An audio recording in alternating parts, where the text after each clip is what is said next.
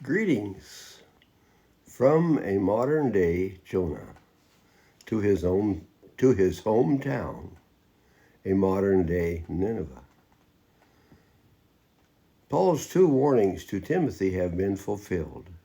The first warning is from 2 Timothy 4, verses 3 and 4, which says, "For the time will come when they will not endure sound doctrine, but according to their own desires, because they have itching ears. They will heap up for themselves teachers, and they will turn their ears away from the truth and be turned aside to fables." The second warning is from 2 Timothy chapter 3, verses 1 through 5. "But know this, in the last days perilous times will come, for men will be lovers of themselves, lovers of pleasure rather than lovers of God, having a form of godliness but denying its power." I say that now in 2026, we see what is happening because these prophecies are being fulfilled. I say that continual preaching of Arminianism on radio and television over the past 75 years has affected people to the extent that even people in churches that still preach the faith of the Reformation are kept from living that Reformation faith. The failure of most churches in America to teach and preach the Reformed catechisms has caused people to have an altar call mentality. This causes people to believe that they can be saved without being born again. Yes, I do claim to be the New Testament Jonah. And for the past 8 months, God has been chastising me for my failure to tell people on my Lord's Day Facebook page and the lordsdayblog.org that the words of the sign that I must go put on a sign for me in 2022 are inspired by God. So when the sign says, "Surely my Sabbaths you shall keep, for it is a sign between me and you throughout your generations, that you may know that I am the Lord who sanctifies you."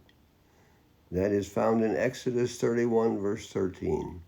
To me it says, surely the reason so many churches in Pella are dark on Sunday night is a sign that a lot of people really don't love the Lord God with all their heart and with all their soul and with all their mind and with all their strength. It seems to me that God has been chastising me for having that sign for more than 3 years and not telling people what the sign really means. It was during the past October that I was standing in my kitchen and for absolutely no reason fell backwards on my butt with my backbone straight up. It felt like I had fallen 4 or 5 times as far as I actually fell. I immediately thought that my spine would be completely crushed so bad that I would never walk again. But I felt no pain, not even for several weeks. It was not until after my wife, who for several years has had dementia, and in about 1 month he would have to be placed in a care facility, but on November 6th she passed away peacefully while she was sleeping. It had been several weeks since I had fallen, and I still had no pain until after I stood and visited with people for 4.5 hours at the visitation prior to my wife's funeral. But the day of the funeral, the pain came on strong. I believe that what has happened to me has been caused by divine intervention, because people need to know that they need to be sanctified if they expect to go to heaven. That is why I'm asking people to go to thelordsdayblog.org and listen to Personal Eschatology, Understanding Your Future. And people need to know that God has always dealt covenantally with his people. That is why I'm asking you to listen to Abraham's seed, and for people to become aware that the failure of preachers to teach the congregation the catechism, and the failure of parents to teach their children the catechism has caused what has happened in our country.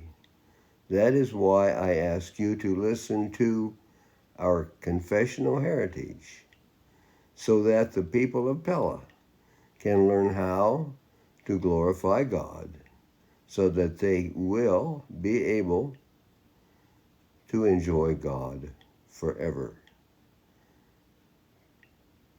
Thank you very much.